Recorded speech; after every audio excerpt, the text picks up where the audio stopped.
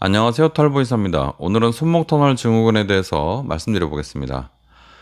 손목 터널 증후군에 대해서 여러분은 얼마나 알고 계시나요? 잘못된 상식들이 많이 있는데요. 오늘은 대표적인 잘못된 상식 5가지를 말씀드려 보도록 하겠습니다. 첫 번째, 손목 터널 증후군이 과도한 사용으로 손을 과도하게 써서 발생한다는 인식이 널리 퍼져 있죠. 그런데 이것은 정확하지 않습니다. 손목 터널 증후군의 원인은 명확히 밝혀져 있지 않습니다. 손을 많이 사용하는 것이 직접적인 원인은 아니지만 손목을 반복적으로 사용하면 증상을 악화시킬 수는 있습니다. 그러니까 좀 거들긴 하는데 완전히 이것 때문에 다 생기지는 않는다는 거죠. 또 손목 터널 증후군은 손목의 구조적인 문제, 그리고 수근관이 손목 터널이 좁다든지 아니면 뼈가 이상하게 생겼다든지 그런 분들이 잘 생기죠. 그리고 관련 질환, 예를 들어서 류마티스 관절염, 당뇨병, 갑상선 기능 저하증, 통풍 이런 것들이 연관이 있을 수 있고요.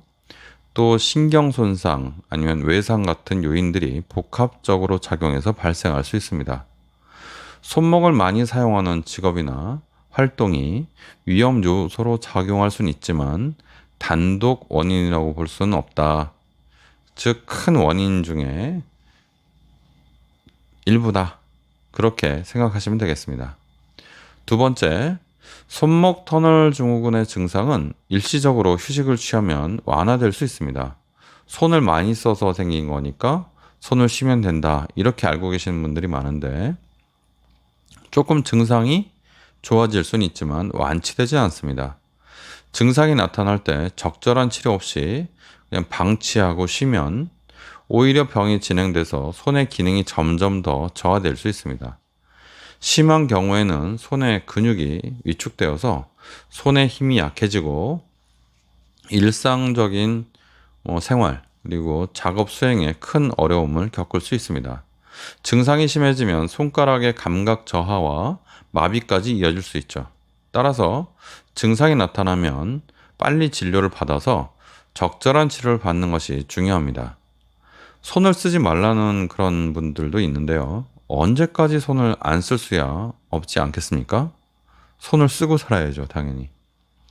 세 번째, 비수술적 치료인 약물 치료는 손목 터널 증후군의 증상을 일시적으로 완화하는 데 도움을 줄 수 있지만 근본적인 문제를 다 해결하지 못합니다. 약물은요, 염증을 줄이고 통증을 완화하는 데 사용할 수 있지만 장기간 약물에만 의존할 경우에는 증상이 재발하거나 악화될 수 있습니다. 손목 터널 증후군은 신경이 손목에서 눌려서 발생하는 질환이기 때문에 이 신경이 눌리는 걸 해소하지 않으면 근본적인 문제가 해결되지 않는 겁니다. 계속 방치할 경우에는 점점 더 증상이 악화되고 수술적 치료가 반드시 필요할 수가 있습니다.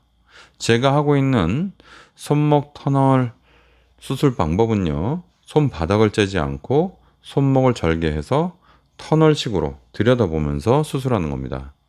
이 방법은 회복도 빠르지만 재발 가능성을 줄이는데 매우 효과적인 방법입니다. 네 번째, 수술을 마지막 수단으로만 고려하는 분들이 있는데요. 이거는 잘못된 상식입니다. 신경 손상이 손목 터널 증후군은 자꾸 진행이 되게 되는데 어느 정도 이상을 넘어가면 수술을 해도 다 돌아오지 않습니다. 물론 비수술 치료를 해도 증상이 완화되지 않죠. 초기 단계에서는 수술적 치료를 받으면 당연히 신경이 다 회복이 되죠. 한 중간 정도 가도 수술하면 회복 가능성이 꽤 높죠.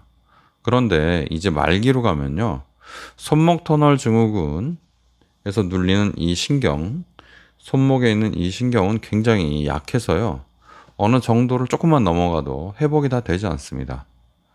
환자분들이 수술을 하고 나서 저린 거나 어떤 좀 무딘 거는 좀 좋아진 것 같지만 이 손의 감각이 많이 떨어져서 손이 뭔가 무디고 좀 어떤 정밀한 작업을 수행하는데 뭔가 잘 안 되는 그런 걸 느끼는 분들이 있습니다. 이것이 바로 장애라고 할 수 있습니다. 약한 장애죠. 이게 좀 더 많이 나타나면 아주 심한 장애가 될 수 있습니다. 손목 터널 증후군은 만약에 손을 민감하게 계속 쓰셔야 되는 분, 손을 빨리빨리 쓰셔야 되는 분들은 빨리 수술을 하는 것이 손의 기능을 지키는 유일한 방법입니다. 미루다가 나중에 수술하면요, 영구적인 손상으로 이어질 수밖에 없습니다. 최후에, 마지막에 어쩔 수 없이, 정말 죽기 전에 한다, 그렇게 생각할 수 있는데, 제발 그러지 마시고, 적절한 시기에 너무 늦기 전에 해야 되는데, 손목 터널 증후군은 늦기 전에 반드시 하셔야 손의 기능이 떨어지지 않습니다. 다섯 번째, 손목 터널 증후군 수술은요, 매우 효과적인 치료 방법이고, 재발 가능성이 굉장히 낮습니다. 그런데 재발 가능성이 또 완전히 없는 건 아닙니다. 제가 하는 수술 방법, 손목을 절개해서 터널식으로 한다고 했는데, 제가 해보니까요, 이거는 재발률이 굉장히 낮습니다. 또 수술 후에도 손목을 이렇게 써도 큰 문제가 없고, 이것 때문에 재발하지 않고, 손목이나 손바닥에 있는 통증, 이걸 기둥통이라고 하는데, 이 통증도 일반적인 손바닥을 째는 수술보다 굉장히 적습니다. 그래서 환자들이 손목 보호대도 하지 않고 바로 일상생활을 하는 분들도 있습니다. 꼭 일을 해야 되는 분들은 아픈 거 참고 바로 하시더라고요. 그래도 큰 문제가 없습니다. 왜냐하면 수술 방법이 전혀 다르고 손바닥을 째는 것이 아니기 때문에 움직인다고 해서 무리가 갈 게 없죠. 제가 하는 수술 방법은 좀 독특한 수술 방법이고 일반적인 수술 방법도 좋은 방법입니다. 다만 손바닥을 절개하기 때문에 회복이 느린 단점이 있고 재발이 일부 있는 건데 재발률은 그렇게 많이 높지 않습니다. 특히나 신경 손상 가능성은 심각한 신경 손상 가능성은 그렇게 높지 않아요.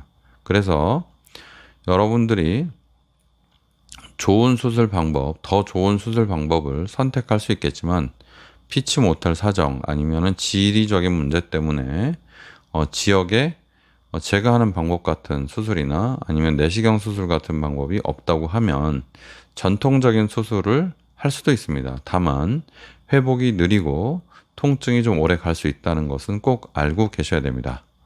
오늘 손목 터널 증후군의 상식, 특히 잘못된 상식에 대해서 여러분께 말씀드렸는데요. 여러분 손목 터널 증후군 방치하지 마시고 늦기 전에 적절한 시기에 꼭 수술 받으셔서 여러분의 그 어떤 기술 그리고 민감한 손, 예민한 손 지키시기 바랍니다. 감사합니다. 지금까지 털보 의사였습니다.